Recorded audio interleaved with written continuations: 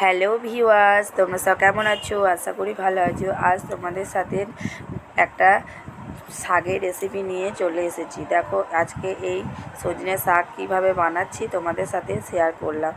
প্রথমে জল দিয়ে দিয়েছি, ওর মধ্যে হাফ চামচ খাবার সোডা, 2 চামচ লবণ আর একটু হলুদ পরিমাণ মতো দিয়ে দিলাম। জলটা ফুটে গেল, শাকগুলো দিয়ে দিলাম, দিয়ে নাড়াচাড়া করে দিলাম ভালো করে, দিয়ে ঢাকা দিয়ে দিলাম। দেখো বন্ধুরা, শাকটা ভালোভাবে সুসিদ্ধ হয়েছে। এবার নামিয়ে নিলাম। অল্প একটু তেল দিয়ে দিলাম, 2টো লঙ্কা ফোড়নে দিয়ে দিলাম, একটু লঙ্কাটাকে নাড়াচাড়া করে নিলাম। রসুন থেতো করে নিয়েছি 4-5 কোয়া, ওটা দিয়ে দিলাম। তার সাথে পেঁয়াজ দিয়ে দিলাম 1 কোয়া মতো। ওটাকে ভালো করে ভাজা করে নিচ্ছি লাল লাল করে।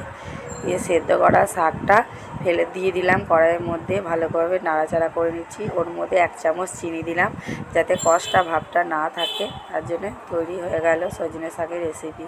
তোমরা সব ভালো থেকো, সুস্থ।